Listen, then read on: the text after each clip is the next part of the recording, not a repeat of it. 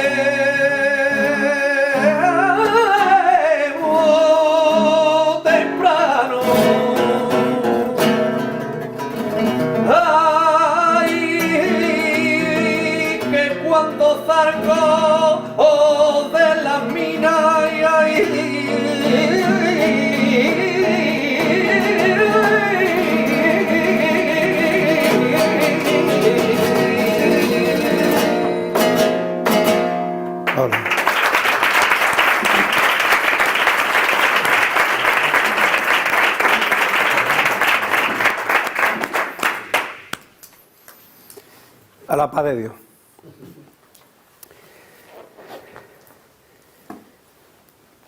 En un azulejo, en la entrada del palacio de la casa del rey moro en Ronda, hay una leyenda que dice: el agua es el comienzo de todas las cosas. Está escrito en árabe. La gente lo ve y no entiende lo que pone. Lo que sí sabe es que va a bajar a la mina y compra la entrada porque en la casa del rey moro se dice que tienes que bajar a la mina. No sé si alguno de vosotros o de vosotras ha estado allí, pero quien haya estado habrá comprobado que va bajando los escalones, que en los muros aparecen restos que evocan antiguo acueducto, que según qué planta vas bajando, hay incluso indicios de baño y de haber sido un hamán, pero cuando llega abajo del todo, cuando estás justamente al final, no hay ninguna mina. Porque la palabra mina, en árabe, en la misma lengua en la que está escrita el agua es el comienzo de todas las cosas, mina significa embarcadero. Bajar a la mina no es bajar a una mina, sino bajar al embarcadero. Y en efecto allí, justo allí, está el río. Y allí, justo allí, siempre hubo un embarcadero. El problema es que la palabra mina, todo lo hemos identificado con mina. La mina de esa minera que ha cantado, ese taranto que ha cantado mi hermano José. Como no conocemos el origen de la palabra, al final acabamos confundiendo embarcadero con mina. Lo que vamos a hacer hoy, en esta charla, acompañados de Javier y de José, es montarnos en esa barca, ir al embarcadero y ir remontando el río hasta llegar al manantial, al origen de los hondos. Y el origen de los hondos está en la misma raíz de la palabra, esa que dice que mina no es un orificio, un agujero inmenso abierto en las tripas de la tierra para sacar el mineral, sino que mina es embarcadero, el mismo que da nombre al barrio de Mina, en Barcelona, donde tampoco hay una mina, pero siempre hubo un embarcadero. Vamos a viajar al origen de los nombres, que es el origen de los hondos, que es el manantial, no solo de los flamencos, sino de cada uno de nosotros y de nosotras, porque las cosas existen cuando se nombran y solo cuando se nombran existen.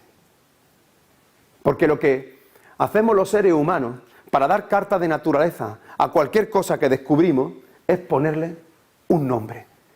Poco importa que sea un átomo, que sea un elemento químico, que sea una bacteria, que sea un planeta o que sea una galaxia. Poco importa que sea infinitamente pequeño o infinitamente grande. Lo que hacemos los seres humanos, convirtiéndonos en semidioses, es nombrar las cosas para que las cosas existan. Y lo primero que se hace cuando se nombra es poner nombre a una vida. La última vez que estuve aquí, Rocío tenía una vida en su interior y hoy la ha alumbrado, ya ha dado luz y tiene un nombre bellísimo, alegría, Farah en árabe.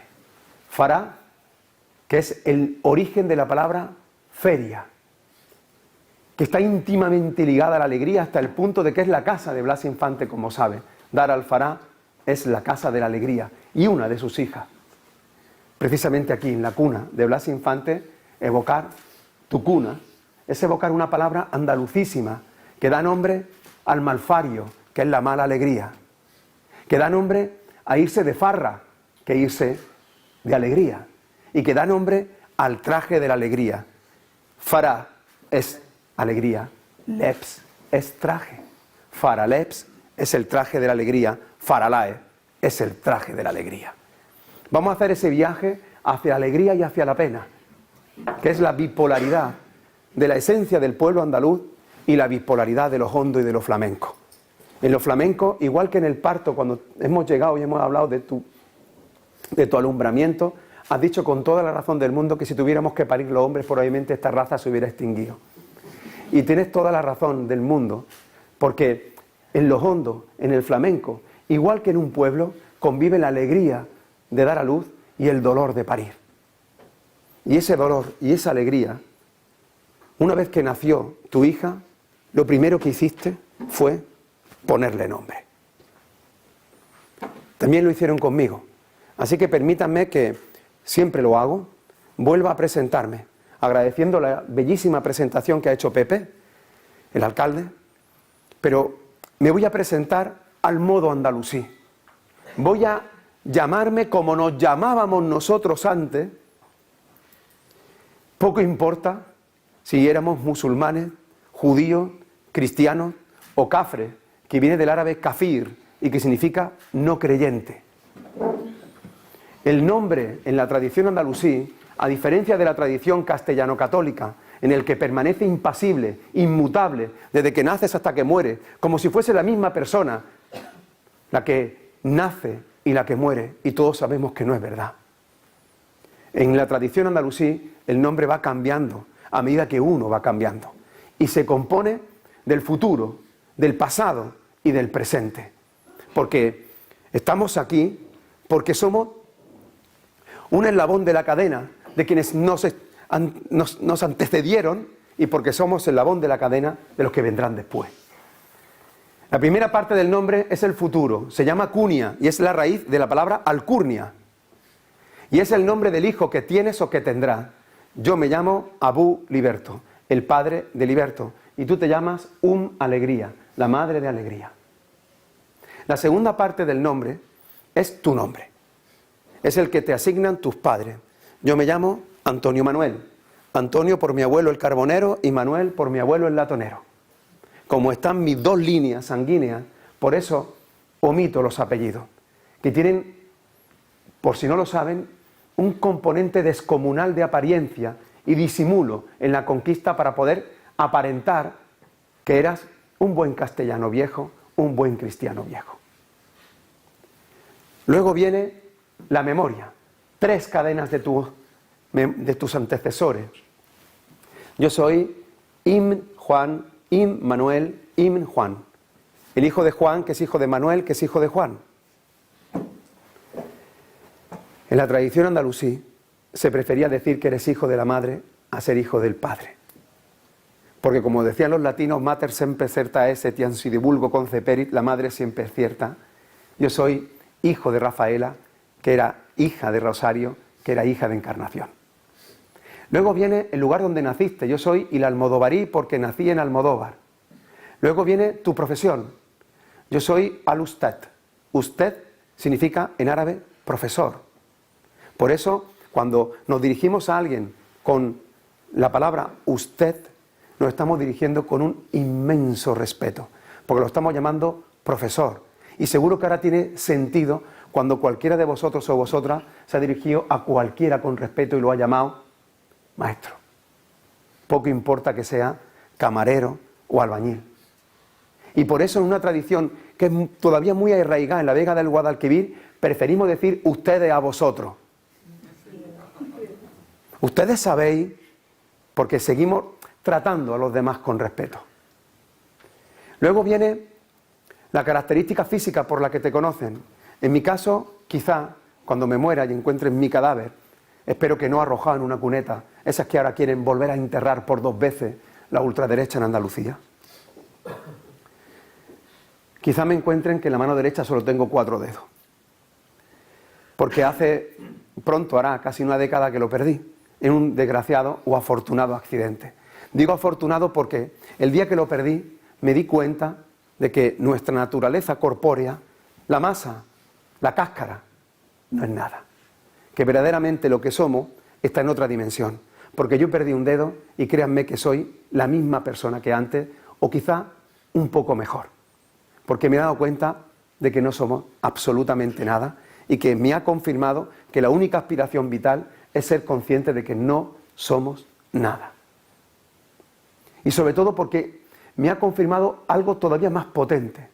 Y es que desde que perdí este dedo, sigue existiendo de vez en cuando el dedo fantasma. Esa sensación de que lo tiene. Y esto es quizá la mejor metáfora de la memoria andaluza. Nuestra memoria es como mi mano, a la que le han amputado un dedo, y que por más que quieran ocultarlo, el dedo se revela y hace un espasmo y dice, aquí estoy yo. Pues bien, esa cadena soy yo. Ese es mi nombre. Yo soy Abu Liberto, Antonio Manuel, Ibn Juan, Ibn Manuel, Ibn Juan, Il Almodovarí, Al Usted. Pero como toda esa cadena no se puede nombrar porque es larguísima, ¿saben lo que hicieron siempre los pueblos como Casares? Tomar una parte de la cadena para nombrar a la persona. Esa parte de la cadena, nada más llegar, pone: los artistas nos visitan. Hemos tenido el gusto de recibir en nuestra casa la visita de los artistas de arte hondo, el niño de la Rosa Fina de Casares. ¿Por qué el hijo de la Rosa Fina de Casares? Niño de la Peña. Y Luquita de Linares. Ah, porque es de Linares. Esos son los motes. Esos son los apodos. Eso es potajito. Y seguro que vosotros y vosotras tenéis un mote que no es más que una parte de esa cadena. Y esa parte de la cadena es como siempre se han nombrado históricamente los flamencos y flamencas sin saber que lo estaban haciendo. La Niña Pastori, Manolo Sanlúcar, Paco de Lucía, La Negra, el Turronero, Rancapino. ¿No os habéis dado cuenta? Es ahora, precisamente ahora, en la era de la desmemoria, en la que los flamencos empiezan a nombrarse por su nombre que está en el DNI. Ahora se pierde la tradición, la memoria, de llamarse como siempre se han llamado. Lo que vamos a hacer en este viaje es recordar que este pueblo, igual que mi mano, le han intentado amputar un dedo, ha olvidado y sin embargo ha depositado la memoria en un lugar del alma y en la garganta, porque son los yacimientos más difíciles de expoliar. Esos no se pueden destruir. Puedes destruir edificios, puedes quemar documentos, incluso puedes asesinar personas. Pero ¿dónde encarcela un sonido? ¿Dónde? Eso es lo que hizo este pueblo. Y ese inmenso almario, permítanme la licencia, almario donde se deposita el alma de Andalucía, se llama flamenco. El viaje al origen de lo flamenco pasa por el viaje del origen de su nombre. Y para eso vamos a tomar 4 claves que son determinantes para entender el origen de lo hondo. El primero es que si yo tuviera que resumir todo lo flamenco en 2 palabras, estoy completamente seguro que todos y todas los que estáis aquí presentes me diría que son ay y ole. Todo el flamenco se condensa en 2 expresiones: ay y ole. Ay es el dolor. José ha empezado el taranto diciendo ay, ay, ay, ay, porque le duele. Porque está diciendo que le duele. Porque a este pueblo algo le tiene que doler. Y le tiene que doler tan hondo que todavía le sigue doliendo. Y la segunda expresión es ole. Ole es el nombre en árabe de Dios. Es Allah. En Al-Ándalus, en Casares, en Córdoba, la A se pronunciaba como si fuera una E. Eso se llama imela. Y ahora digan conmigo, L. Es el nombre flamenco de Dios, pero añade el componente sagrado a lo flamenco, el componente sagrado a lo hondo. Ay y ole. Y hay 2 elementos clave también para cerrar la ecuación de lo flamenco. La primera es que el flamenco se canta en andaluz, no admite otra lengua. Nadie canta que ha perdido el sentido, canta que ha perdido el sentido. Y la segunda es que el flamenco se canta de memoria. Ni Javier ni José tienen una partitura delante. Y lo que aprendieron, lo aprendieron de generaciones anteriores sin partituras delante. Porque a este pueblo se le condenó al analfabetismo y de la forma más rebelde, especialmente las mujeres, fueron capaces de transmitir la memoria de generación en generación para no olvidar nunca. Ay, ole, el dolor y lo sagrado, en andaluz y de memoria. Si vamos a embarcarnos en la mina, en el embarcadero, para remontar el río de los flamencos hacia arriba, tenemos que viajar a un momento donde a este pueblo se le causó un daño tan grande que todavía nos duele y por eso decimos ay. Tenemos que viajar a un momento donde el nombre de Dios, poco importa que fuese judío, musulmán, cristiano o no creyente, se decía en árabe porque era lengua vehicular, la lengua que utilizaba la gente. Tenemos que viajar a un momento donde a este pueblo se le condena a no hablar precisamente en esa lengua, a olvidar que mina significa embarcadero, a no entender lo que está puesto encima de la casa del rey moro de Ronda, ni en las inscripciones de la mezquita, ni en las inscripciones de la Giralda, o no entender ni siquiera el origen etimológico de los propios pueblos, del nombre de los pueblos. Y tenemos que viajar a un momento donde se nos condena a no escribir en esa lengua y a transmitir todo ese saber, todo ese sentir de memoria. ¿Y ese momento cuál es? ¿Hay un momento concreto? ¿Hay en los libros de historia un día que diga que al día siguiente todo cambia? No.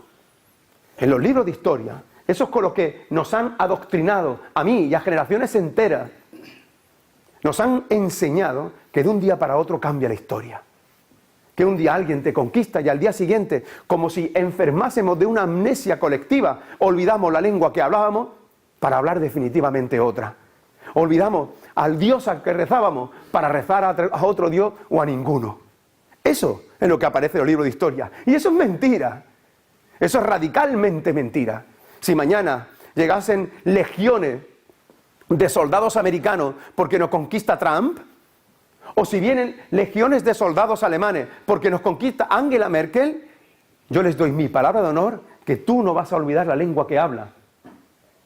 Y también te doy mi palabra de honor que mañana no vas a aprender alemán. ¿En qué momento este pueblo sufre ese trauma? ¿En qué momento ese pueblo olvida? No hay un momento, hay una etapa. Y esa etapa comienza cuando se decide que muera la diversidad en esta tierra. Porque esta tierra que siempre fue luminosa, que fue mediterránea, la mediterraneidad es nuestra clave, es nuestra razón de ser, es nuestro ADN.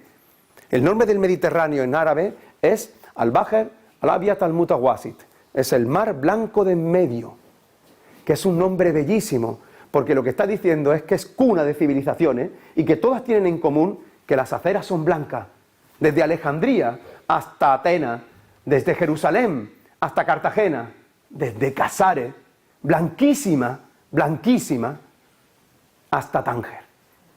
Y que esa fue la cuna de las religiones monoteístas y de la cultura. Y esa cultura era la nuestra, que hizo que Córdoba fuera capital de la Bética, que fuera capital de la Hispania bizantina y que fuera capital de Al-Ándalus. Pero hay un momento en el que se decide que se acabó la luz, que se apague el faro, que llegue la oscuridad, que no puede haber distinto, que ser distinto es un peligro, que parecer distinto es peligroso, que no puede hablar distintas lenguas sino una sola, que no puede rezar a distintos dioses sino a un solo Dios. Ese momento, ese concreto momento, que es el origen del nacionalcatolicismo en España, es el origen de los flamencos. Y en ese momento, cuando surgen las primeras persecuciones a los gitanos, a los musulmanes, repito, los musulmanes son como tú y como yo, tienen el mismo color de piel, la única diferencia es que rezan de otra manera. A los judíos, que son como tú y como yo, la única diferencia es que tienen no tienen un color de piel distinto, rezan a otro Dios. Cuando se decide que no haya diverso, es cuando empieza a surgir los flamencos. En ese primer momento, la gente, el pueblo, no ha olvidado su lengua. En ese primer momento, la gente no ha olvidado el crisol musical de culturas. Y por eso en ese primer momento, todavía se siguen cantando zambras, que viene del árabe zamra, que significa grupo de personas. Se siguen cantando lailas, que viene del árabe leila, que significa noche. Se hacen jaleo, que es de Ya Allah, de oh Dios. Y se cantan romances. Romances que han pervivido hasta hoy, que han cantado por igual gitano, negro, romances que huelen a la diversidad de Al-Ándalus, romances como este del negro del puerto que va a cantar mi hermano José.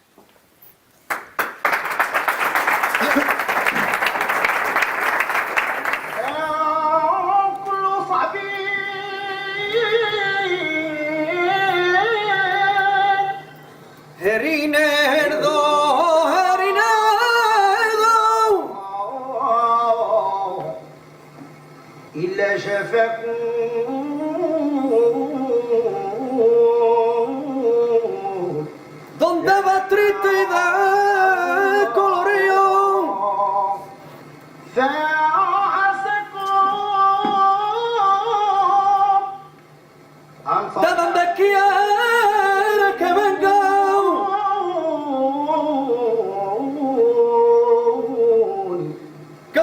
rosa perfumado y el color más perdido.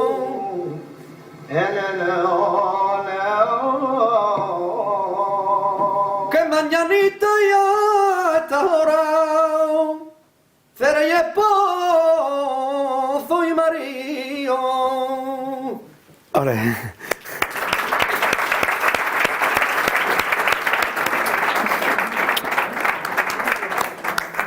Lo que ha hecho José es tomar como base una recitación sufí que se mantiene todavía en el norte de África y que con el tiempo se ha ido amoldando, adaptando, pero que no ha dejado de ser un romance.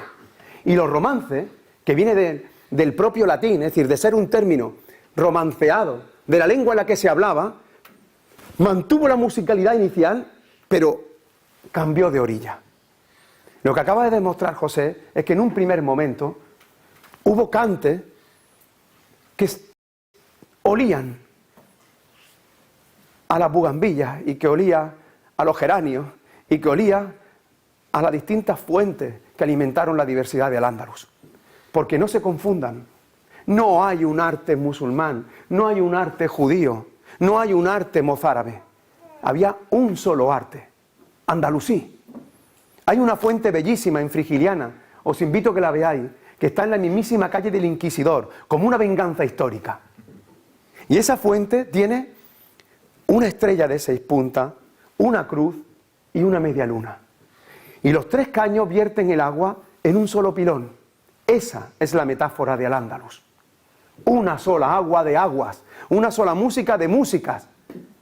Al-Ándalus no fue la tierra de las 3 culturas, sino una cultura hecha de culturas, que son las que ya teníamos nosotros, las que ya preexistían aquí. ¿O les parece casualidad que Córdoba fuese el segundo teatro más importante del Imperio Romano? Que Cádiz fuera el tercero del Imperio Romano. Que fuésemos capaces de tener monumentos, palacios, templos en la orilla del mar y teatros para poder disfrutar una obra mientras estás viendo de fondo Tánger. Cuando Almanzor encargó a un expedicionario que describiese las playas del Cantábrico, dijeron: en el norte las playas tienen árboles, águilas y no hay estatuas. Esa frase, no hay estatuas, es demoledora, porque lo que está diciendo es que aquí sí las había y que aquí no se destruyeron. Que no es verdad que llegasen dogmatismos y fundamentalismos para derruir las culturas que ya preexistían, por una razón más sencilla: porque éramos los mismos que nos romanizamos, los mismos que nos hicimos bizantinos, los mismos aprendimos progresivamente árabe y unos se islamizaron en mayoría, otros se hicieron judíos o ya lo eran, otros eran cristianos y vinieron además gitanos y negros que preexistían. Ese caleidoscopio hemos sido siempre nosotros. Por eso Blas Infante decía que en Andalucía no hay extranjeros. Y quien diga que en Andalucía hay extranjero no es andaluz. Aún más, y si lo dice no merece llamarse andaluz. Porque si algo nos define a los andaluces es que nuestra identidad es abrazante pero no abrasiva. Porque yo soy andaluz, porque mi afirmación consiste en tu inclusión. Y es verdad que hay un momento en el que todo eso se rompe. Y es verdad que mucha gente se va a la otra orilla y se llevan al Andaluz en Formol, como ha cantado José. De hecho, yo suelo explicar como metáfora esa bellísima copla infantil de ¿dónde están las llaves matariles? En el fondo del mar matariles. Pero lo que la gente no sabe es que Mauta en árabe significa muerte y Rilla significa viaje. Mauta Rilla, matarile, es muerto durante el viaje. Y ahora canten esa durísima canción infantil. ¿Dónde están las llaves? Muerto durante el viaje. En el fondo del mar, muerto durante el viaje. Lo mismo que está ocurriendo ahora en sentido contrario, muchísima gente nuestra, repito, con nuestro mismo color de piel, con nuestro mismo color de ojos, solo que cometieron el inmenso pecado de no rezar al Dios de los conquistadores y no hablar la lengua de los conquistadores, cruzaron a la otra orilla de la calle de agua. Que es una calle de agua, que hay más distancia entre Tánger y Tarifa que entre mi pueblo y Córdoba. Y esa gente llevó al Andaluz en Formol, pero la inmensa mayoría de la gente se quedó. Y eso es lo que no podéis olvidar jamás. Yo he venido aquí para deciros, simple y llanamente, que la inmensa mayoría de la gente de Casares, la inmensa mayoría de la gente de Sevilla, de Sanlúcar, de Guadix, de Loja, de Écija, de Osuna, de Almodóvar, de Priego, de Cabra, la inmensa mayoría de esta tierra que siempre fue un país de ciudades sin reino, frente al norte peninsular, que fueron reinos sin ciudades, se quedó. Y la inmensa mayoría se convirtió a la lengua y a la religión de los conquistadores. ¿Para qué? Pues para salvar la vida. ¿Pues para qué? Pues para salvarse. Lo mismo que hicieron mi abuelo. Mi abuelo Antonio el Carbonero llamó a sus hijos Nardo y Vida, que eran nombres republicanos. Y cuando salió de la cárcel, a Nardo lo llamó Antonio y a Vida la llamó Rosa. ¿Para qué? Pues para salvarle la vida. Y la gente que se quedó aquí, que se llamaba Hamed, acabó llamándose Jaime. Así de sencillo. Y tomaron el apellido de los padrinos. Quien tiene padrino se bautiza. Y escenificaron su condición castellano y católica pública en los bautizos. Por eso los bautizos son tan populares, para que todo el mundo sepa que tienes un buen padrino, que además echa dinero y dice: padrino lagarto, échame los cuartos, que demuestre que es de buena familia y que tiene dinero. Pero junto a ese bautizo público siempre hubo a la vez un bautizo privado, íntimo y femenino, que era cuando las madres le pedían a una amiga, a una vecina, que cantase bien, que le cortase la uña a su hija. Y se la cortaba detrás de una puerta. Y le cantaba flamenco. ¿Qué es lo que estaba haciendo? Estaba haciendo lo que siempre había hecho, pero a escondidas para que nadie la viese. ¿Y dónde? En el zaguán, que es el lugar sagrado de la casa. La inmensa mayoría de la gente se quedó.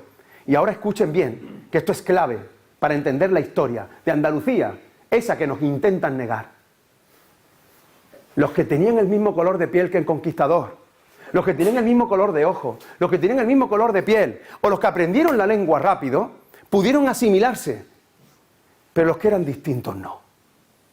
Los que tenían otro origen, o porque eran bereberes, o porque eran ciríes, o porque eran negros, o porque eran gitanos, o porque eran mestizos, o porque no quisieron convertirse a la religión del conquistador, esa gente acabó marginada.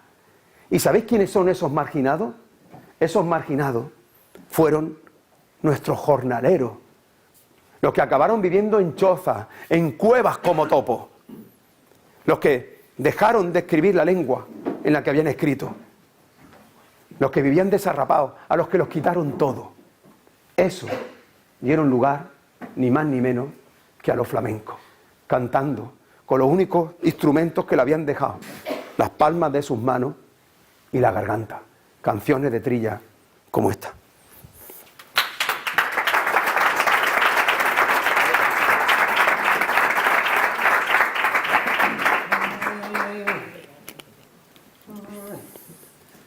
La mula que me lleva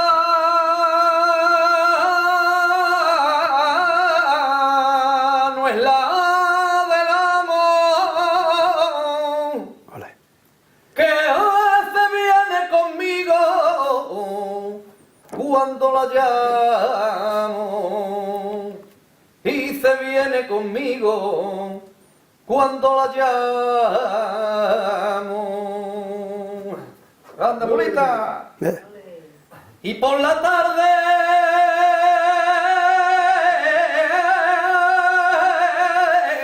y arda de mano duerme mi mula en la cuadra y yo en el grano. Duerme mi mula en la cuadra y yo en el grano.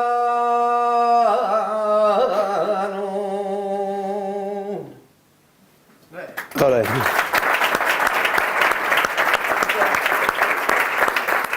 Ahí nace el flamenco. Tomando lo que ya existía, la tierra que ya se pisaba, con la simiente anterior, incorporando el dolor, el ay y lo sagrado, el ole. En andaluz, en la lengua en la que nos prohibieron expresarnos y de memoria. ¿Por qué?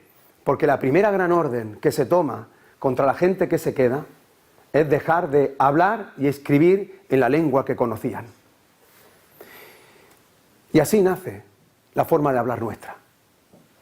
Y ahí nace el prejuicio, que todavía nos duele hoy, porque a los ojos de las tejerinas, de los casados y de esta gente que nos insulta de vez en cuando, seguimos siendo malos católicos aunque pasemos santos todas las Semanas Santas, y malos castellanos porque todavía no hemos aprendido a hablar bien. Y no hemos aprendido a hablar bien porque no hemos abdicado de los sonidos que ya habitaban en nuestra garganta. Y les voy a poner un ejemplo para que lo entiendan, que además es muy chulo. Veréis, escúchenme un momento, yo sé que esto es un poco complejo, pero lo van a entender y es tan clarificador. Veréis, yo tengo que aprender una lengua nueva. Imaginaos que tengo que aprender mañana inglés. Y me dicen que diga tomorrow o nature. Bueno, yo no sé cómo se escribe. ¿Cómo escribo nature? No tengo ni la más remota idea de que nature se escribe nature. No tengo ni la más remota idea. Entonces cojo la lengua que yo conozco y escribo nature. Y así aprendo ese nuevo sonido. Ahora, yo que escribía en árabe y que conozco el alifato, hablamos en algarabía. Escuchen, la lengua que se hablaba en Al-Ándalus se llama algarabía, que viene de al-Garb, que significa occidente, Aksark es el oriente, y arabía, el árabe de occidente. Pues bien, ahora yo tengo que aprender una palabra del castellano. Por ejemplo, que me estoy comiendo una masa mora, es decir, una masa que me identifica como andalusí. Si yo la escribo con caracteres en árabe, me saldría mazamurra, que es la mazamorra. Eso se llama aljamiar. Aljamiar es escribir con caracteres del árabe sonidos castellanos. ¿Se entiende? Pues ahora escuchen bien. En árabe hay hasta 5 sonidos que se parecen a la S, la C y la Z. La sin, la shin, la za, la zain y la so. Hay incluso otra más, que es la ja, hasta la ja.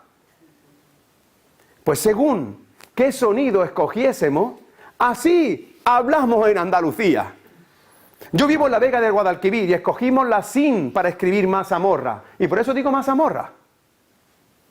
Pero la zona donde vive mi hermano José escogió la Z, y dicen mazamorra, que es con Z, pero también dicen José. En otros lugares se ha mantenido intacta la shin, que es la shin de coche, de shosho, de pisha, de chiquillo. La zain se ha mantenido en formol, intacta en la subbética cordobesa. Y cuando uno vaya a Lurrena, la gente dice que es de la Virgen de Araceli.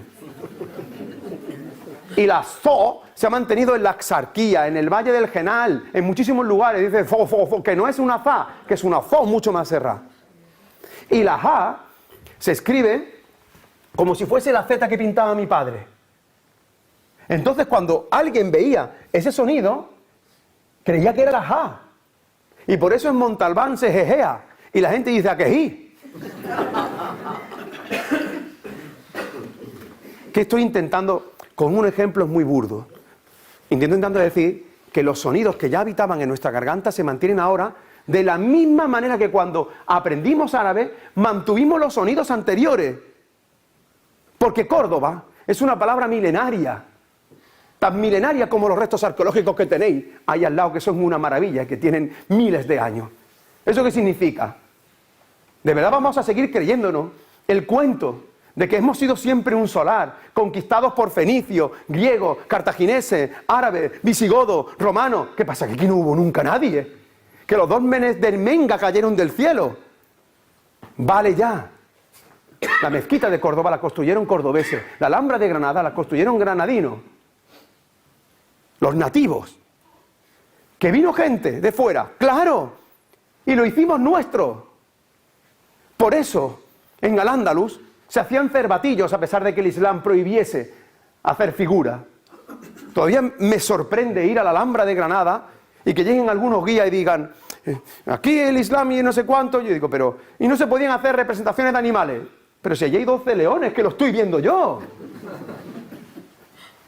Es que no se podían hacer dibujos. Y va a la sala de los reyes, y están todos los reyes nazaríes allí. Pero si están los reyes aquí. Pero no se podía hacer. No se podía hacer, pero si están aquí. No, porque no había diferentes culturas, había una. ¿Han estado ustedes en Alhambra? ¿En la Alhambra, sí o no? Le voy a poner 2 ejemplos de la Alhambra que son chulísimos para entender un poco lo que estoy explicando ahora. El primero. ¿Han estado en la tumba de Isabel la Católica? En la Alhambra. Repito, en la Alhambra. ¿Han estado en la Alhambra? ¿Dónde está?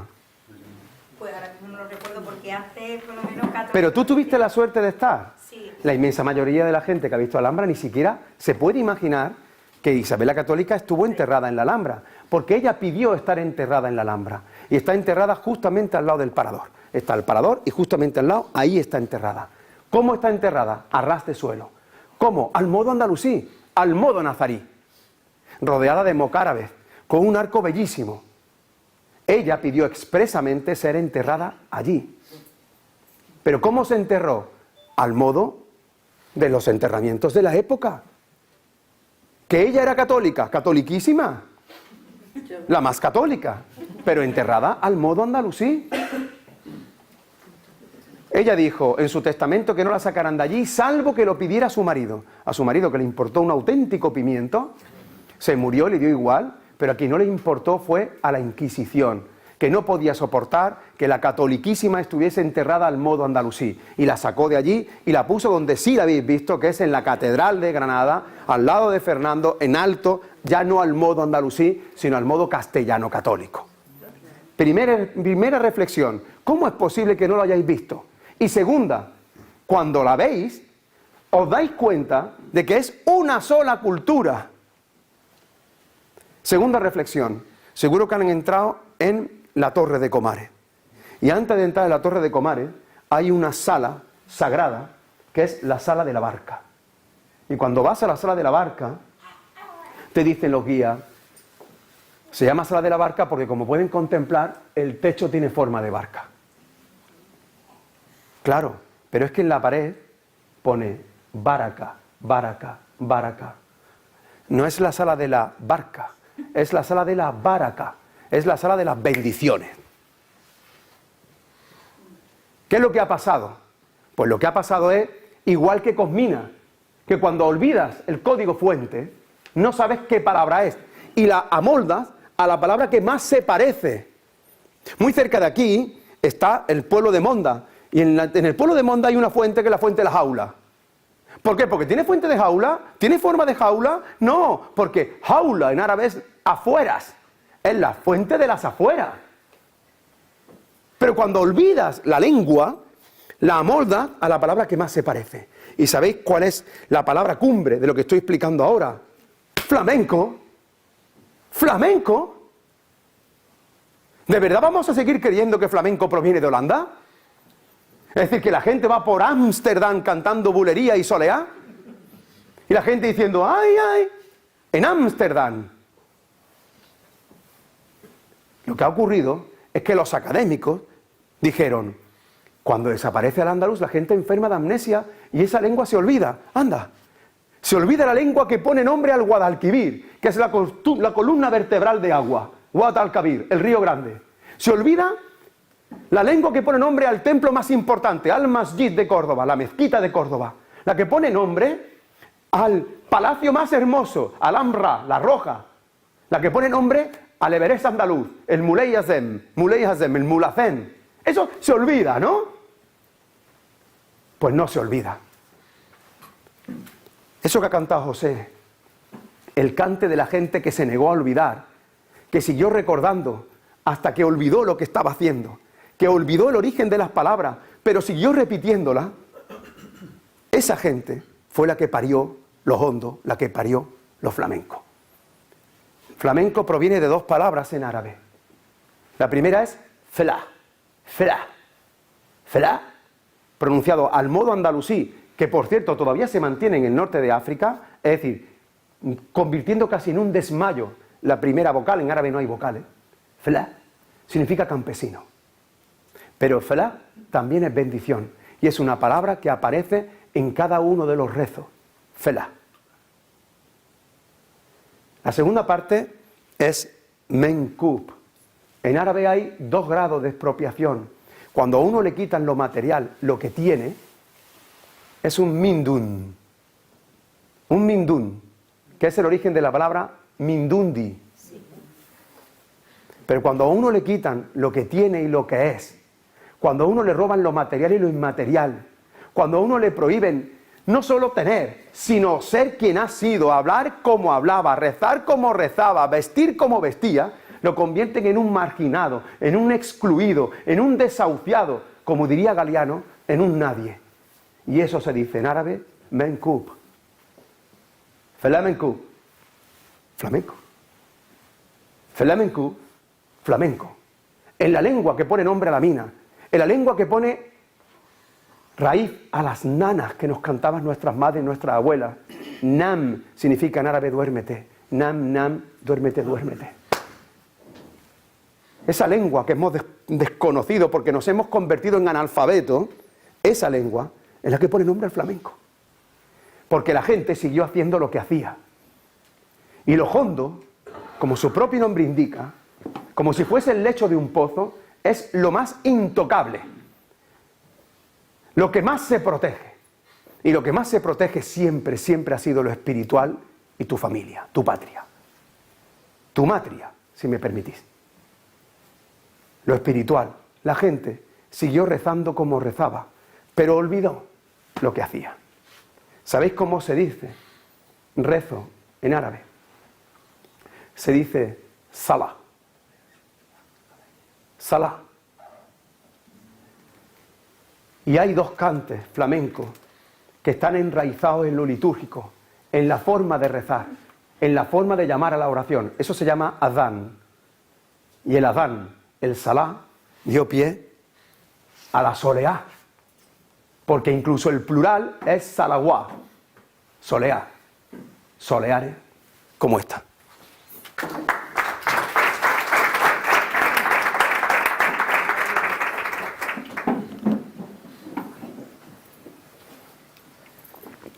Allahu Akbar, Allahu Akbar. Allahu Akbar,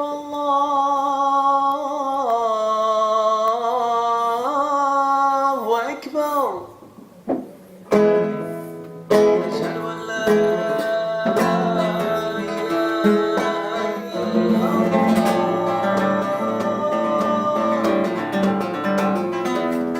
Ashhadu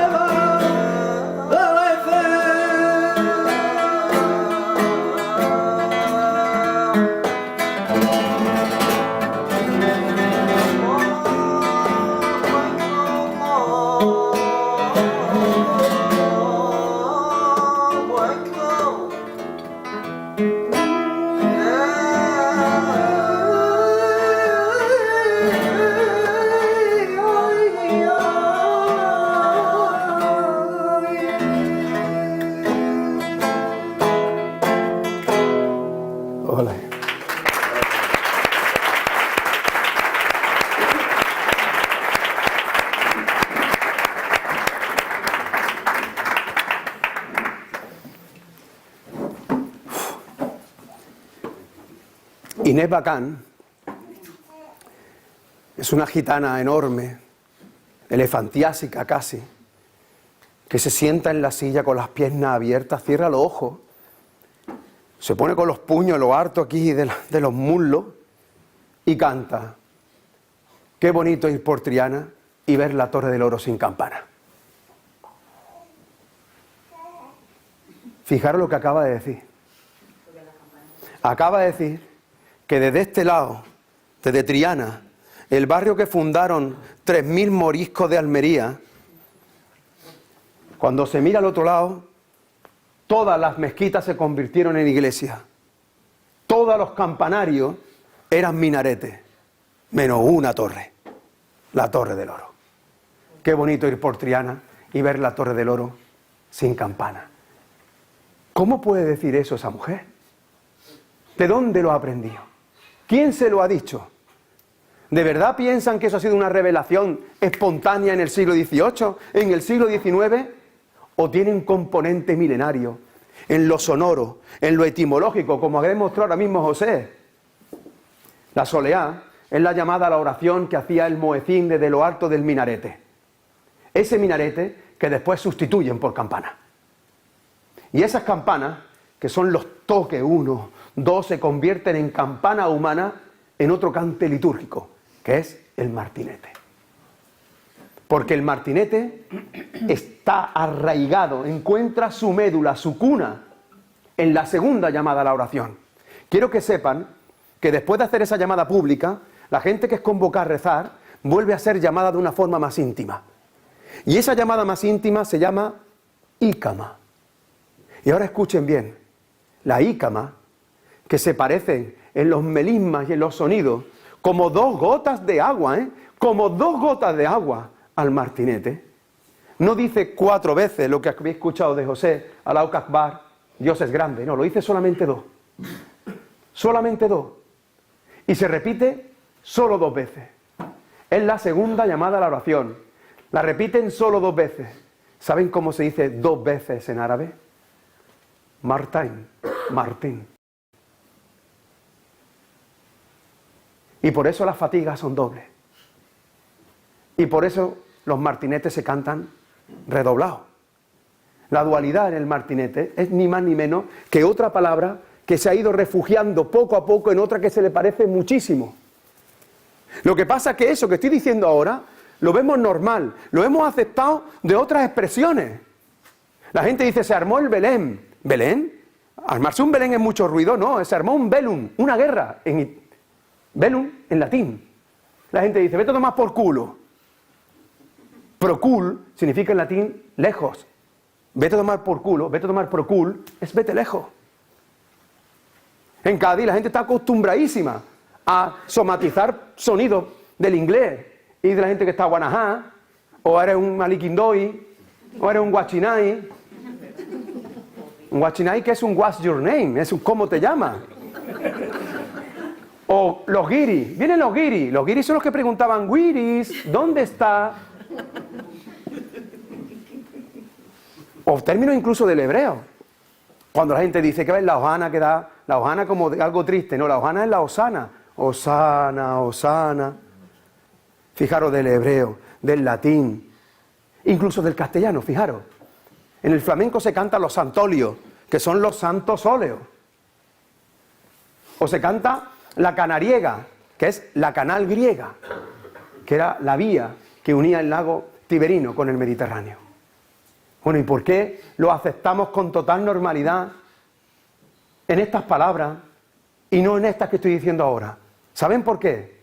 Porque las ignoramos, porque las desconocemos, porque nos han extranjerizado, porque nos han convertido en extranjeros en nuestra propia tierra. Y es importantísimo que aprendamos al menos los rudimentos de la lengua para poder entender todo lo que nos rodea. Porque cuando lo ves, es como una revelación. De repente te explotan los ojos. Esto lo he contado muchas veces, pero me apetece compartirlo ahora con vosotros. Yo entré en una mezquita en Agadez, en el centro de África. Yo no soy musulmán, entonces para poder entrar tuve que imitar a un niño chico que estaba delante. Entonces el niño chico cogió una palangana de agua y se arremangó. Y cogió y hizo esto. Cogió el agua y hizo así. Se echó en la cara, en los ojos, en la boca, en las orejas, en la nariz, sopló y terminó frotándose el pelo. Así se lava mi padre antes de irse a comer. Y mi abuelo. Es decir, nuestros antepasados se lavan como musulmanes antes de ir a rezar. ¿Por qué? Porque lo eran hasta que dejaron de serlo. Fijaros que en muchos sitios a esa forma de lavarse se llama agafar. ¿Qué te vas a agafar? Usted está diciendo que sí porque le conoce el término. Un agafar, ¿no? Pues agafar en árabe significa el perdonador, es uno de los nombres de Dios. Se están pidiendo perdón. Y a mí todo eso me estremece. Me estremece de repente revelar lo que tenemos delante de los ojos, pero me estremece nuestra ignorancia tan grande. Martinete no es un instrumento hidráulico del siglo XVII y XVIII. Entre otras razones porque los que lo cantaban, la gente humilde, los nuestros, nosotros, no teníamos dinero para una herramienta tan grande. Martinete es la palabra en la que se refugia, igual que se refugió Soleá, igual que se han refugiado tantas palabras. A los cantadores se les dice, ¡agua! ¿Agua por qué? Porque tiene la criatura sed, para que le tiremos una cubeta. Aqua, en árabe significa más fuerte. Cuando la gente dice aqua, le está diciendo más fuerte. Los flamencos se saludan diciendo salud y aire, que es salam wa auria, es paz y libertad. En Sevilla la gente dice mi arma, y mi alma es con tu bendición.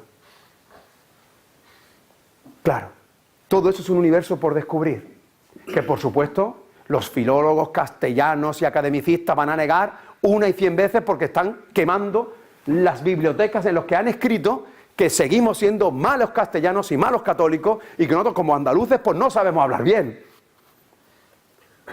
Es necesario que recuperemos nuestra memoria,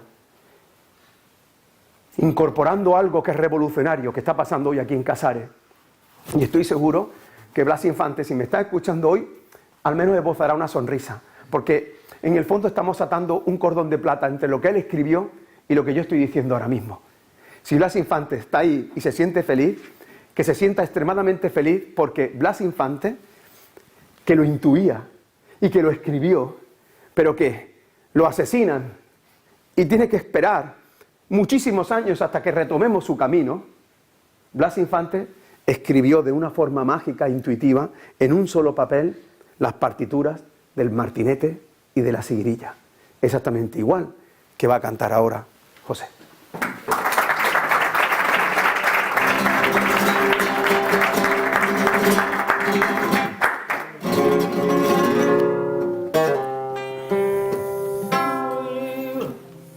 Tra, tra, tra, tra.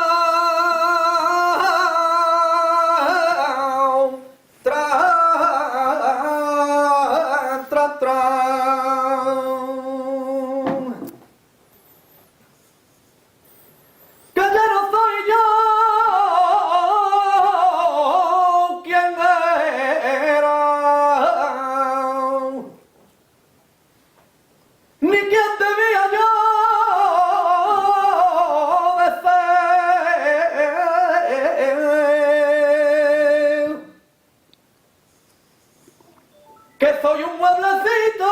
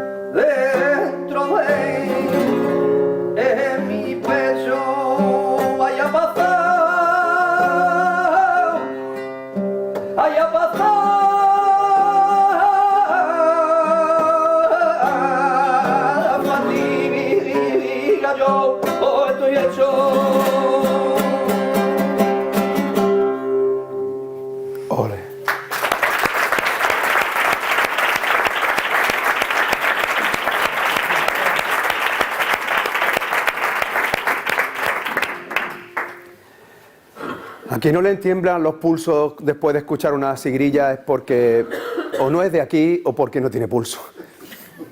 O porque está muerto. Aún más, yo creo que muchos muertos resucitarían después de escuchar una sigrilla. Porque junto con las expresiones litúrgicas, es decir, con la forma de llamar a la oración, siempre hubo expresiones de religiosidad popular, que siguen existiendo y que no tienen nada que ver con las jerarquías religiosas. Es con la forma de entender la trascendencia, con la forma de entender tu pertenencia aquí en la tierra, en saberte que tú eres parte del todo y que todo es parte de ti. Eso, esa trascendencia sufí, esa trascendencia mística, esa trascendencia cabalística que ha quedado, por ejemplo, en los cabales, que viene del árabe kawal y que se llama exactamente igual en urdu, en el hindi. Esa trascendencia sufí, yo quiero que escuchen ahora de dónde viene. Siempre ha estado aquí, siempre. Desde que nos poníamos a mirar la luna y Venus, hasta ahora que pintamos a Venus aquí como un lunar y la luna en la boca. Y por eso las mujeres se visten de virgen y se visten de cielo. Desde entonces hasta ahora. Esa forma de entender la religiosidad popular es la forma de trascender. En la tradición islámica hay dos formas de trascender. Una es la introspección, estando callado, que tiene que ver mucho con una forma eremítica que han existido también siempre aquí, en Andalucía. Los ermitaños, los santones y las santonas. Pero junto con esa forma ha habido otra, que no es el sufismo de la sobriedad, sino el sufismo de la embriaguez. Ese sufismo de la embriaguez es llegar a la trascendencia, salir de ti, sentir que tu cuerpo se divorcia del alma, o dando vueltas, como los derviches, o cantando y otros escuchando, y eso se llama samá. Aquí en Al-Ándalus, aquí en Andalucía, esas dos tradiciones se fundieron en una sola. Y la prueba más evidente de lo que estoy diciendo se llama sigrilla. Porque la sigrilla es sobria por fuera, pero ebria por dentro. Se está invocando a los duendes.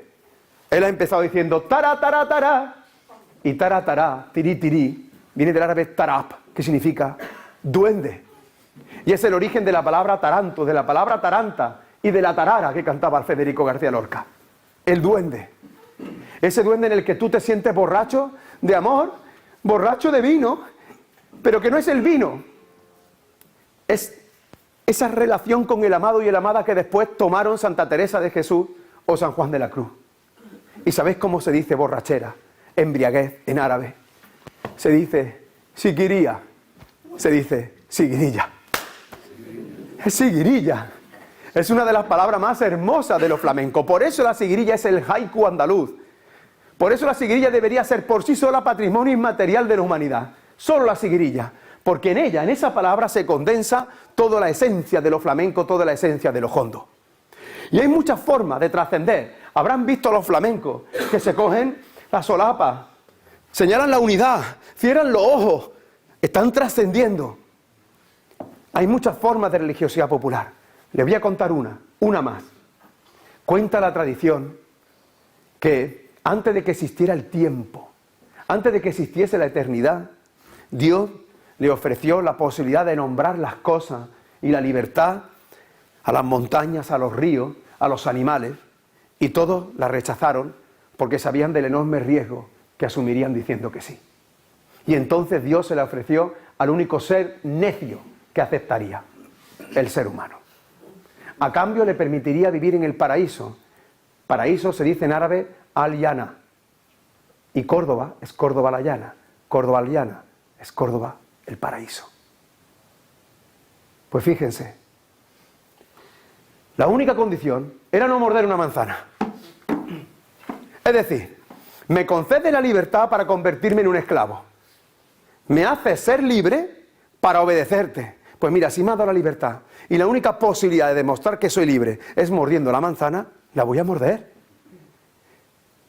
El ser humano se convirtió como ser humano. Es la metáfora más hermosa de nuestra apología de la libertad como parte de nuestra esencia humana. Si no somos libres, somos perros, somos gatos, somos bestias. El ser humano o es libre o no es nada. ¿Y qué hizo? Mordió la manzana. Estaba condenado a hacerlo, ese era su instinto. Y entonces Dios le castigó a descender del mundo de arriba al mundo de abajo. Y cuando Adán tocó la tierra, nada más sentir la tierra, sintió la muerte. Sintió lo efímero de la vida, el dolor, la sangre, el parto. Y entonces miró hacia arriba para pedir perdón. Y entonces en ese momento Dios le arrojó una piedra blanca como la leche. Y cuando llegó a las manos de Adán, la piedra empezó a ponerse negra porque empezó a contener el mal que había cometido y todos los males que cometería desde entonces hasta hoy. Piensen que la historia de la humanidad comienza el hombre desafiando a Dios, luego un hermano mata a otro hermano y acabamos matando a Dios. Pues fíjense cómo se puso esa piedra. Se puso negra. Es la piedra negra, la Petra nera, la petenera.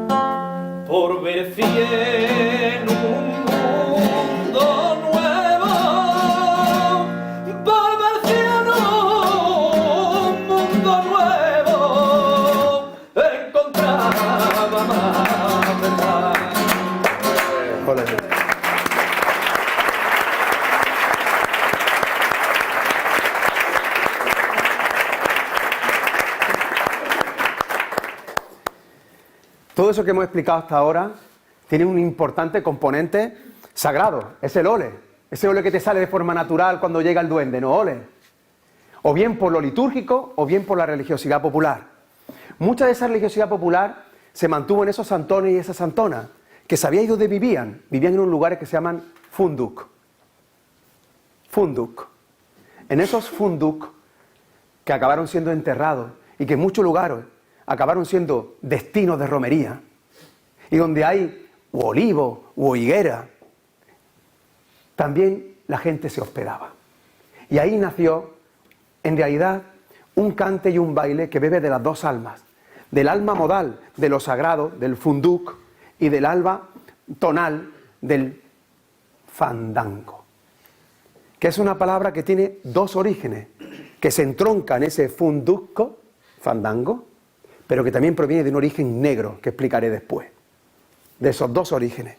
Lo que está clarísimo es que los fandangos eran lugares de paso, lugares de fonda, donde se mantuvo la tradición milenaria de esos romances que se cantaban con anterioridad, algunos desde tiempo antiquísimo, verdiales, que se convierten en malagueñas y que se cantan en Alicante como sandinga, o en las Candelarias de la Prueba de los Infantes. Sandinga viene del árabe sandica, que significa no creyente, y que tiene que ver con otra de las raíces claras de los flamencos, que es la rebeldía, porque el flamenco es la herejía del poder, nació por y para eso, es la rebeldía de la gente más humilde, que frente a la orden de los poderosos para que olvidásemos, nosotros nos negamos a olvidar. Por eso los fandangos, como los de Casares, siempre lo bailaron y los cantaron la gente más humilde. Y ahora quiero que sepan que esos fandangos ya preexistían, que se mantuvieron y que fueron importados a otros lugares, incluso a América, al Caribe andaluz. Lo que va a escuchar ahora es una prueba evidente de lo que estamos diciendo y lo va a demostrar nuestro hermano José. Vamos. Voy a hacer, con el permiso de Javier, ahora sin guitarra, un fandango sobre un magual andalusí de Checara, uno de los mayores músicos que ha dado Marruecos. Y bueno, vamos a hacer un mano a mano, un trozo.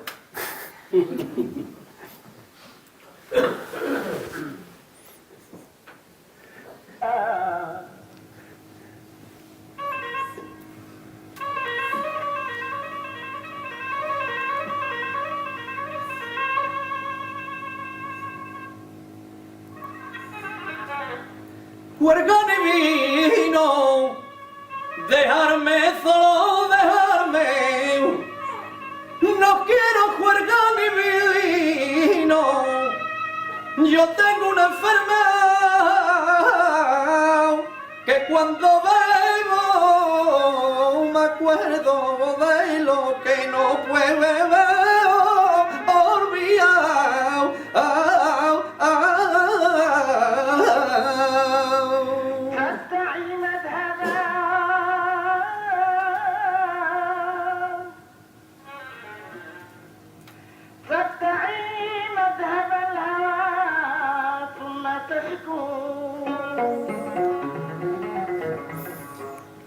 أين دعوك في الهوى قل لي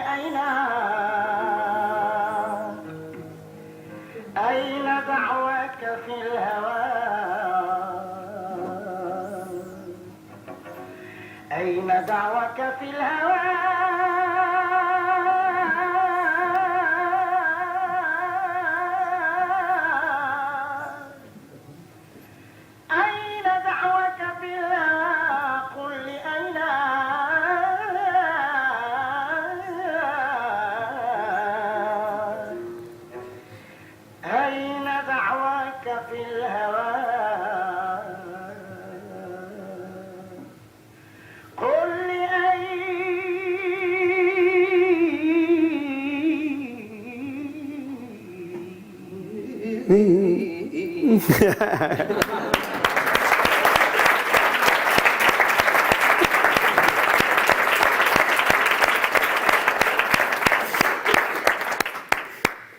Cuando lo hace, no siempre lo hace, pero cuando lo hace José, suele rematar diciendo no se puede cantar más gitano. Más gitano que Checara, ¿no?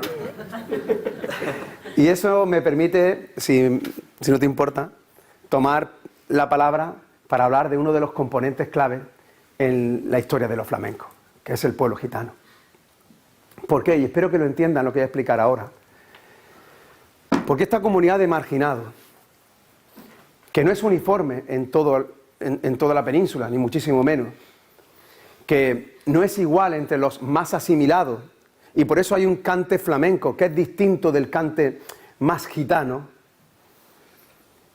pero la comunidad de marginados prefieren integrarse con los gitanos antes de ser perseguidos. ¿Por qué? Porque ser musulmán o parecerlo, ser judío o parecerlo, aunque verdaderamente la población judía casi desaparece, fijaros que es la más perseguida. ¿Y eso por qué? Porque es la más críptica. Y probablemente ¿quién los persigue? Los moriscos. ¿Y quiénes son los moriscos? Los moriscos son conversos. Un morisco no es un católico, es el más católico de todos. Un morisco es el que tiene que simular que no es musulmán, que no es judío. Es el que reza por la mañana, por la tarde y por la noche. El que come marrano, cerdo, por la mañana, por la tarde y por la noche.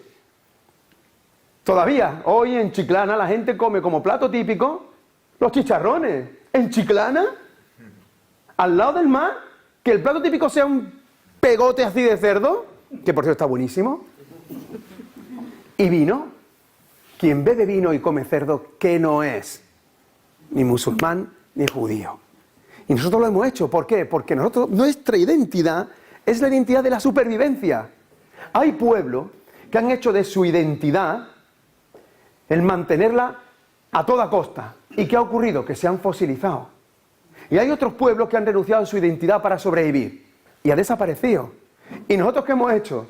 Pues hemos convertido nuestra identidad en supervivencia. Y por eso el flamenco está hecho de vida. Y por eso un traje de lagarterana, con todos los respetos para la lagarterana, es igual como un fósil, pero un traje de flamenca cambia todos los años, porque está hecho de vida. Y un traje de flamenca es un traje de gitana. ¿Por qué? Porque llegó un momento en que los flamencos y los gitanos acabó siendo lo mismo, porque a un gitano se le podía encarcelar, se le podía cortar incluso las orejas. Mi madre me ha estado amenazando todos los días, que te corto la oreja, porque se le permitió que a los gitanos que estaban fuera de sus lugares, a los que se les confinó, se les podía cortar las orejas. Pues bien, hay otro momento fundacional de los flamencos, que es importantísimo, y quizá haya merecido la pena venir solamente a Casares para contar lo que voy a decir ahora. En la madrugada del 30 al 31 de julio de 1749, Fernando VI decretó la prisión de todos los gitanos y gitanas en España, de todas sin excepción. Los sacaron de las casas, fuesen mujeres, niños, y los mandaron a la Carraca de San Fernando, a Cartagena y al Ferrol. A los hombres, a las mujeres, a Málaga, a Córdoba, en Sevilla. Y a las minas de Almadén a los hombres. ¿Con qué intención? Con la intención de exterminar a la especie. ¿Y quiénes decretaron esa orden? La hicieron a la par los ilustrados y la Iglesia Católica. ¿Por qué? Porque a los dos les movía el mismo odio. La Iglesia Católica a exterminar el último rescoldo de esa anomalía de nuestra historia que se llama Al-Ándalus. Y a los ilustrados porque nunca podríamos ser europeos con esa anomalía histórica que se llama Al-Ándalus. El obispo de Oviedo fue capaz de convencer al mismísimo Papa, escuchen bien, para que se apresaran a los gitanos dentro de las iglesias. Es decir, le quitaron el privilegio de refugio de lugar de culto. Un parricida, un homicida, un asesino podía esconderse en una iglesia y un gitano no. Por eso todavía hoy, en el siglo XXI, los gitanos piden en la puerta de las iglesias y no entran. Esa es una de las huellas de la memoria. La otra es que para financiar ese genocidio execrable, una de las losas más ignominiosas de nuestra historia, ignorada, que nuestros hijos y nuestras hijas no estudian en el colegio, porque tampoco lo saben los profesores. Por eso, esa operación se financió incautándole sus bienes, quitándole las casas, quitándole su dinero. Y por eso todavía hoy un gitano en el siglo XXI se cuelga todo el oro que tiene en el cuello. Es decir, tendrás que matarlo a él para llevarte su patrimonio. Esos gitanos, ese pueblo gitano, era el pueblo que ya contenía todos los bronces anteriores. ese pueblo ya había asimilado las culturas anteriores, porque a su dolor, que ya traía desde los exilios del norte de la India, por ser una de las castas exiliadas, que pasa por Armenia y que llega aquí, se le une el dolor que ya había aquí, precisamente por la persecución del distinto. Y esa fusión de dolores crea ni más ni menos que la epifanía del dolor, que es el grito de los flamencos y el grito hecho gitano. Y por eso hay tanta comunión lingüística entre términos gitanos y términos flamencos, que la gente desconoce y que también lo desconocen los propios gitanos del caló. Por ejemplo, el propio caló, que viene del sánscrito Kala, que significa negro. Él se llama José María Cala y es porque probablemente tuvo un ascendiente gitano negro. Y fíjense qué cosa más hermosa. Hay palos que son esencialmente gitanos, es decir, que forman parte de su ADN más potente. Pero hay otros que forman parte de ese magma de bronce, porque abrazaron a los marginados para ser todos en una comunión los mismos marginados. Por ejemplo, la palabra yeli. El yeli. Yeli significa, en árabe, lam yelid o lam yulad, no fue engendrado ni puede engendrar. Yelid es un participio pasivo que significa que puedes dar a luz. Yeli, que puedes engendrar. ¿Qué pasa? Pues que exactamente igual que soleá, sigirilla, miamma, ole, de la misma manera que ole es hoy una palabra castellana, yeli hoy es una palabra gitana. Exactamente igual, pero que bebe de esa fusión de culturas. Cuando la mujer puede engendrar, se pregona el yeli. Y es entonces cuando se canta la alboreá. La alboreá, que viene del árabe albará y que significa inocencia. Y es una palabra gitanísima. Y un cante gitanísimo. Lo que intento explicar es que el pueblo gitano es una veta indisociable de lo flamenco. Pero de la misma manera que no puede haber playas sin mar, puede haber playas sin arena, con piedra. Y la mar es el pueblo gitano y todo lo demás es esa mezcla de culturas que se ha mantenido intacta en lo flamenco. Les voy a poner un ejemplo que lo van a entender a la perfección. La farruca.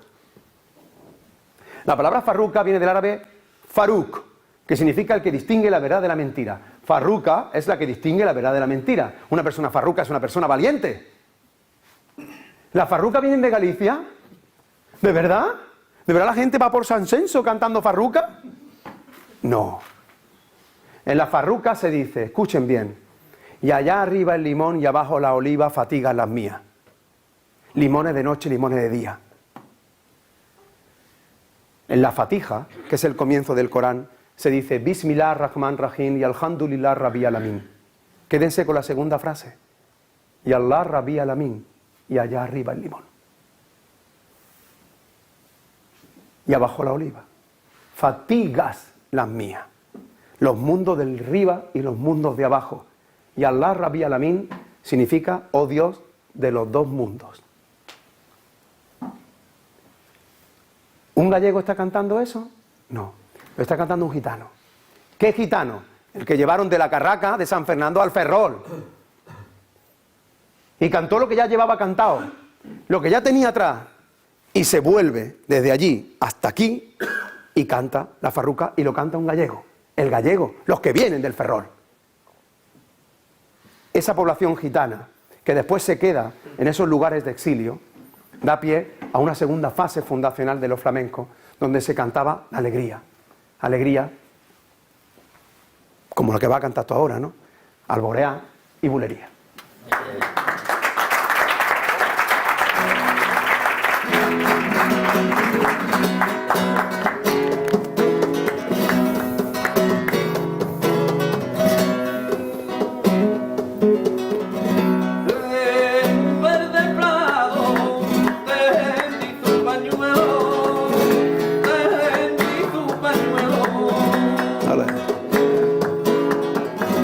Salieron tres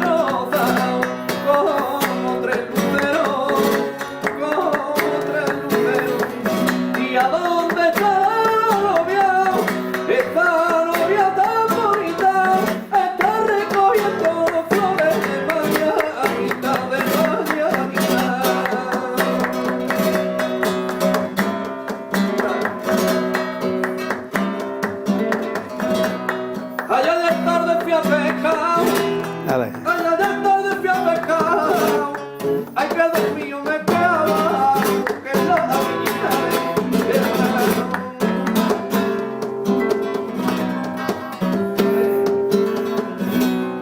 Te dejo la puerta abierta, dejo la puerta entornada, por si alguna vez te diera la que estación de Cuenca, por si alguna vez te diera la que estación de Cuenca. ¡Ole!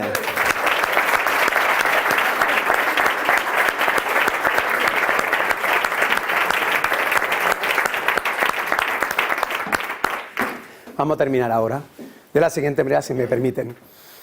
Ha terminado por bulería, ¿verdad? Por bulería. Yo no sé si ustedes han visto alguna vez una boda en el norte de África. ¿Cómo es una boda en el norte de África? Pues verán, cogen a la novia, la visten de blanco, como una virgen, y le ponen un rostrillo, como una virgen. La montan en unas andas, como una virgen, y la llevan desde la casa de la novia a la casa del novio, por la calle, como una virgen. La llevan en hombros y detrás va una orquesta que le va tocando, como una virgen. Y desde las ventanas le tiran pétalos de rosa y le dicen Yamila, Yamila, que es guapa, guapa. Y le cantan unas cancioncillas que son las partes intermedias de las nubes, que se llaman suat, que son saetas. ¿Y saben cómo se le dice a eso en tetuán? Se le dice boda, pero con aljamía. Se le dice bulla.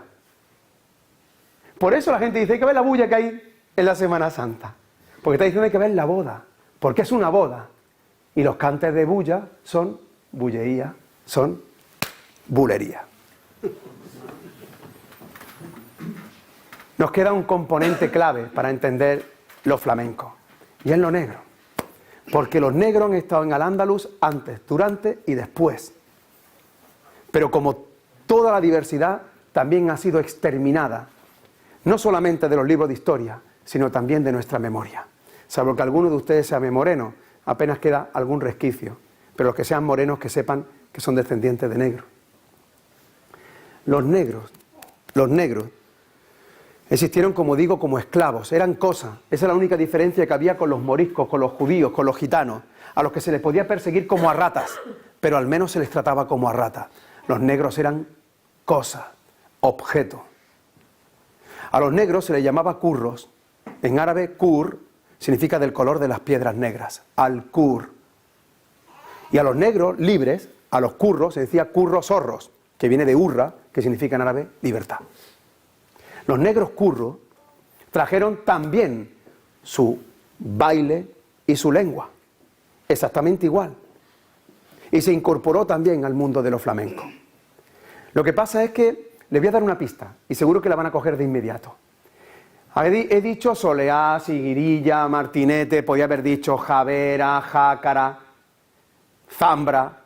Ninguna palabra se parece entre sí. Todas o muchas de ellas provienen del árabe, pero no se parecen entre sí. Pero a que sí se parecen entre sí, zorongo, tango, milonga, fandango, porque son palabras de origen negro. Voy a poner un ejemplo, el que yo he tomado y que me ha servido para detectar esta evidencia que no veíamos. Es la de la lengua de los songhais. Los songhais son los negros que viven en la curva del Níger. ¿Por qué ellos? Precisamente ellos. Porque son los que recibieron la herencia andalusí y sin embargo son negros, como el sobaco de un grillo. Estos negros, que estaban islamizados y tomaron palabras de Al-Ándalus, como por ejemplo, hoy siguen llamando al desierto, le siguen llamando ondas. Y a los pozos le siguen llamando vasos. Estos utilizan el engo y el enga como la tercera persona de la acción. Engo, enga. Y estos dicen que cuando alguien vaga es un fandango. Cuando alguien huye es un zurú, zurungo. Y cuando alguien se aleja de la orilla es un tango. El tango es lo que se cantaba en las casas de rumbo, por eso cuando se aligera está rumbado, por eso es una rumba. Y se fueron al Caribe andaluz y llevaron ese baile de los negros y ese cante de los negros, porque los negros sobre todo lo que influyeron fue en el baile. El baile es esencialmente negro. Desde el complejo de los 12 tiempos de la zarabanda, hasta que después pasar a los 4 o 6 tiempos de los fandangos, y el binario, que es el tango, que es el más simple. Voy a terminar contando esto. Permítame que antes de terminar os dé las gracias a Rocío, al alcalde, por organizar estos actos culturales en estos pueblos, que no son habituales, que no es normal, que muchas veces se nos olvida que estas cosas, como pasan en Casares, pasan en todos los sitios. Que no pasan. Que seáis conscientes de que sois afortunados por tenerlo, y como lo tenéis, aprovecharlo. Así que gracias a vosotros por aprovecharlo, porque podéis estar en vuestra casa haciendo cualquier otra cosa, y sin embargo habéis decidido hacer algo tan revolucionario como asistir a un acto cultural, para aprender, o por lo menos para dudar sobre la historiografía que nos han dicho. Gracias a mi hermano José y a Javier, a los que les pido un aplauso por anticipado.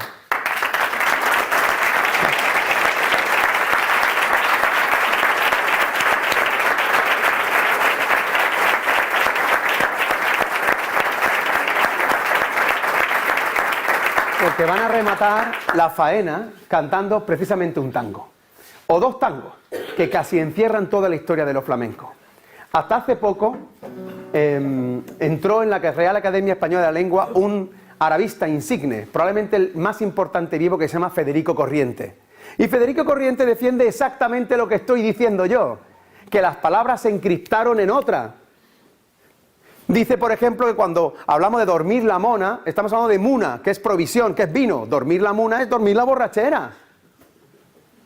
De hecho, vino es humer. Por eso la gente dice humera. Hay que ver la humera que tiene. De humer, de vino. Habla de alabín, alabán, que es ellos juegan, ellos juegan. Y así pone un montón de ejemplos. Pero uno de ellos, que es hermosísimo, es la pregunta que se le hace a la novia cuando quiere casarse. Y es, Turit arroz Catalina. ¿Quieres a este novio y lo aceptas? ¿Quieres arroz Catalina? El ¿quiere arroz Catalina? Es la pregunta que se le hace a la novia. De hecho, arroz es novio. Y por eso se tira arroz en la boda. En señal de matrimonio. Pues hay un tango que dice, ponme la mano aquí, Catalina. Porque el ponme la mano aquí, Catalina, es alguien que se quiere casar y no... Alguien al que le piden casarse y no quiere. Por eso dice, quítate de mi presencia que me estás martirizando, que es que no se quiere casar. Ponme la mano aquí que la tienes fría. En ese tango se dice, una china que yo tenía se fue a Alemania y no volvió. Claro, porque la gente en Andalucía tiene chinas que se van a Alemania. Pues es otra expresión más de cómo hay palabras encriptadas como lo de allá arriba el limón, que en realidad significa otra cosa. Cuando se le pregunta a la novia o a la novia si se quiere casar, se le dice, Turita rus actalina, en el dolor, ¿quieres casarte en el dolor? Al alam, y en el compromiso, anía, al alamanía, Alemania. Y una china es Ana Hasina, y es que estoy triste, porque no se quiere casar. El otro tango que van a cantar es de la Niña de los Peines, que ella sola, en su garganta, condensa todo el saber popular de los flamencos y toda la historia milenaria, que dice, de Barcelona a Valencia, de Valencia para Sevilla. ¿A que lo conocen? Pues esa es la ruta de los negreros. La ruta de los puertos negreros, de los que se enriquecieron con el tráfico de esclavos, llevándolos desde España hasta el Caribe andaluz. 2 millones de negros salieron de los puertos sevillanos y de gaditanos. El 20% de la población de Sevilla en el siglo XVII era negra. Muy fuerte, ¿eh? Sobre todo muy fuerte cómo se ha borrado. Y queda en el ron negrita, que te lo pides y no sabes lo que estás tomando. En el ron Barceló, en el ron Bacardí. Todos apellidos catalanes, toda burguesía enriquecida con la trata de negro.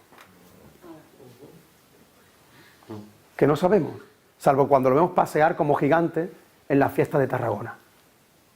Estos negros que hemos borrado de la historia están de Barcelona a Valencia, de Valencia para Sevilla. Porque yo tenía un novio gitano que estaba buscando a una pícara mulata. Es que es una evidencia que no se ve, está delante y no se ve. Y la venden por doblones, que son los que alegran los corazones. Y termina el tango diciendo calabacín, calabazón. Calb es corazón y jacín es triste. Calba jacín es corazón triste.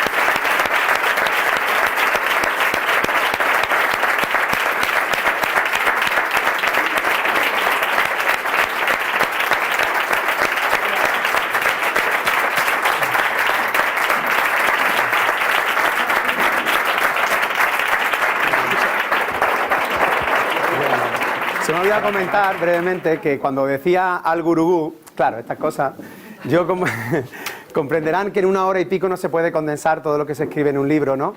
Es muy difícil, ¿no? Hemos dado unas pinceladas y ahí probablemente uno se escora y hace una historia muy fragmentaria, pero claro, es normal, ¿no? Estás contando algo muy poco tiempo, ¿no? Y por eso se me ha olvidado deciros que Al-Gurugú no es el monte que está en el Rif, que por cierto significa campo también en árabe. Al-Gurugú viene del árabe al-Kuruk, que es naufragio, y que habla precisamente de los barcos negreros que naufragaban. Y también al-Kurukuk significa ese naufragio de ánimo que uno tiene, ¿no? Y al-Gurugú viene de la misma lengua que pone nombre al Guadalquivir, que pone nombre al Mulhacén, que pone nombre a la mezquita, que pone nombre a la Alhambra y que pone nombre al flamenco. Nada más, solo eso.